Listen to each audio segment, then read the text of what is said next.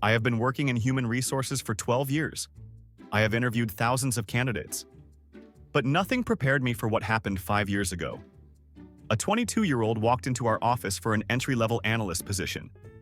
Before we sat down, he looked around and said, "I am going to need a corner office with an ocean view, a personal assistant, and a salary that reflects my Ivy League education.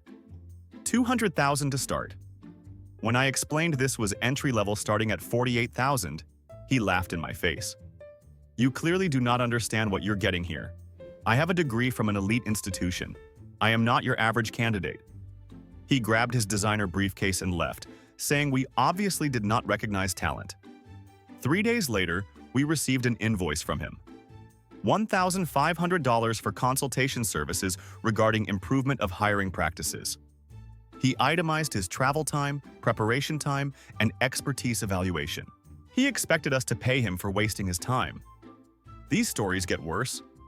We posted a job for a marketing coordinator at our small tech startup. Entry-level position. Salary range $45,000 to $50,000. We got a resume from Brandon. 23 years old. Graduated 6 months ago. Zero work experience. I called to schedule an interview. Before I could explain the role, he cut me off. "Let's talk compensation first. I do not want to waste time if we are not in the same ballpark. I need $150,000 base, plus bonuses, plus equity." I told him the position was budgeted at $45,000. Long pause. Then he said, "I think you misunderstood. I have a degree in marketing from a top 50 university.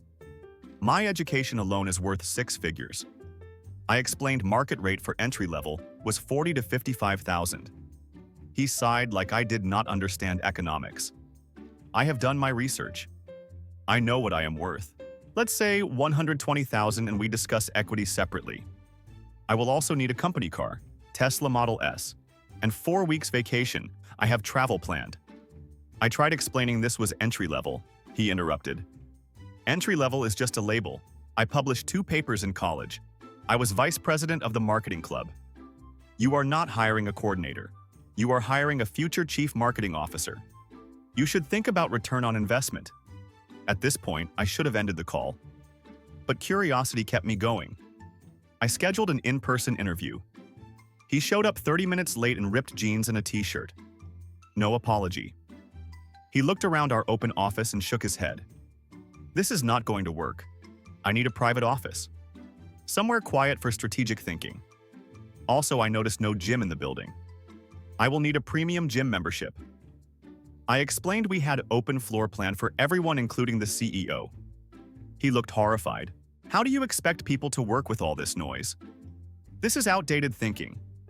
If you want me to transform your marketing, I need a corner office with a window. And I work from home Mondays and Fridays." The interview questions were pointless. Every answer was about why the job should be restructured around his needs. I asked about social media marketing experience. He said social media was beneath his skill level, but he could train an assistant if we hired one for him. I asked about understanding our target market. He said he would need a 6-month research phase, and we should pay for 3 industry conferences. When I said we needed someone who could contribute immediately, he scoffed. That is the problem with startups. You want results but do not want to invest in talent. Within 5 years, you will be desperately trying to recruit me back when I am running marketing for a major corporation. My consulting rate then will be $500 per hour. I thanked him and said we would be in touch. He said, "I need a decision by end of day tomorrow. I have several other offers." He did not. He called every day for 2 weeks asking about our decision. The final voicemail said we had made a huge mistake and he hoped we enjoyed bankruptcy. 3 months later, I saw on LinkedIn he got hired as an unpaid social media intern. The entitlement really took him far. My colleague Sarah handles hiring for our software development team. She interviewed for a project manager position. Mid-level role. 5 years experience required. Salary range $80,000 to $95,000. Marcus applied. His resume was 23 pages long. The first page was a table of contents. Second page was his personal mission statement. Pages 3 through 7 were education starting with kindergarten. Every award, every grade above B+. Pages 8 through 15 were 3 years of work experience padded with volunteer work and personal projects. Pages 16 through 20 were skills. Each skill had a paragraph explaining his proficiency. Final 3 pages were full letters of recommendation he had included himself. Marcus arrived with a rolling suitcase full of materials: laptop, tablet, portfolio binder, printouts, small projector. He asked for a screen for his presentation. Sarah said they just wanted to have a conversation. He looked disappointed. First thing he said, "Before we begin, I want to make sure this is worth both our times. I have analyzed your company. I identified 17 critical weaknesses in your project management approach. I have a 90-day transformation plan that will increase efficiency by 40% and reduce costs by 30%. But I need to know leadership is committed to innovation before I invest my energy." Sarah tried to redirect, asked about his previous experience. Marcus waved dismissively. "My previous roles were stepping stones. I was not empowered to implement real change. Your company is at a crossroads. You can continue with mediocre results, or bring me in and watch everything transform. I am not looking for a job. I am looking for a platform to showcase revolutionary project management methodologies I have developed." Sarah asked what methodologies he meant. He set up his projector anyway. For 45 minutes, he presented a slideshow about his personal project management philosophy. Acronyms he invented. Frameworks with his name. Case studies claiming he single-handedly saved projects. Most were from college group projects. When he finished, Sarah asked about experience with their specific tools: Jira, Confluence, Slack. Marcus said, "I do not get bogged down in tools. Tools are for people who do not understand the bigger picture. I focus on strategy and vision. I can hire someone to handle tactical tool management. My value is seeing what others cannot see. Leading teams to achieve the impossible." Sarah explained the role required hands-on management using existing tools. Marcus looked offended. "You are thinking too small. Why hire someone like me and restrict me to broken processes? That is like buying a Ferrari and only driving it in a parking lot. You need to trust me to rebuild everything from the ground up." Sarah asked about salary. Marcus leaned back. "Given the value I bring, $150,000 base plus 20% equity. I also want a seat on the board to provide strategic guidance, and an executive assistant to handle my scheduling." Sarah explained the position was $80,000 to $95,000 with no equity. Project manager reporting to the director, not an executive position. Marcus stood up, packing his materials. "This is what I was afraid of. You say you want transformation but will not invest in it.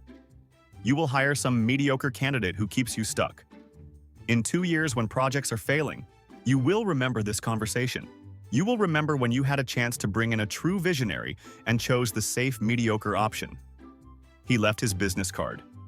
Marcus Henderson, Project Management Revolutionary. Sarah threw it away. But Marcus sent follow-up emails daily for a week, each longer and more detailed about their mistake. He created a video message, left voicemails offering to consult at $300 per hour. When Sarah sent a rejection email, Marcus replied with a 5-page letter about how the company was threatened by real talent. He posted negative Glassdoor reviews, sent LinkedIn messages to employees warning them leadership was incompetent. Sarah had to block him everywhere. Last she heard, he was still unemployed 9 months later, blaming the industry for not recognizing his genius. My friend Tom works as a senior recruiter for a large financial services company. He keeps a document called the Hall of Shame, a collection of the most bizarre interviews from the past 5 years. These are all real, all from actual job interviews. Candidate 1 arrived wearing pajama pants and slippers, actual flannel pajamas with cartoon characters. Tom asked if everything was okay. The candidate said, "True genius should not be constrained by societal dress codes. Steve Jobs wore the same thing every day. If you judge me on clothing rather than intellect, this is not the right company." Tom ended the interview after 10 minutes. The candidate emailed later calling the company closed-minded and anti-innovation. Candidate 2 brought his mother into the interview room. She sat next to him. Tom assumed she would wait in the lobby. When he asked if she was there for a different interview, she said, "I am his career manager. I handle all professional negotiations. Direct your questions to both of us." Tom asked to speak with the candidate alone. She said absolutely not. She had invested too much in his education to let him be taken advantage of. The candidate sat silently while his mother listed qualifications and salary requirements. Tom ended it. They left angry about disrespect for family values. Candidate 3 arrived for an internship and immediately asked, "How many people will report to me?" Tom explained this was entry level. No one would report to him. The candidate looked confused. "Then how will I learn to manage people? How will I develop leadership skills?" Tom said interns learn basics first. The candidate shook his head. "That is old school thinking. Modern career development is about leadership from day one. I need direct reports to mentor and build my management portfolio." Candidate 4 arrived with a 3-page list titled Non-Negotiable Requirements for Employment. Included: start time 11 a.m. because he was not a morning person, Fridays off for personal development, private office with standing desk costing over $2,000, premium coffee provided daily, no fluorescent lighting, permission for life coach calls during work, and written guarantee of promotion within 6 months regardless of performance. Tom read it aloud, thinking it was a joke. The candidate said, "Those are my baseline requirements. We can discuss additional accommodations once I see the full benefits." Candidate 5 was interviewing for accounting. 5 minutes in, he asked Tom to sign a contract he drafted. The contract stated the company agreed to never terminate his employment for any reason, including poor performance, misconduct, or financial difficulties. Being fired would damage his self-esteem and mental health. Any termination would be psychological harm, subject to lawsuit.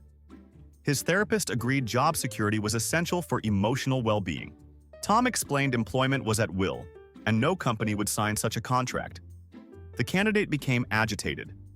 "So you want the right to traumatize me at any time? That is toxic workplace culture. I will report this to the labor board."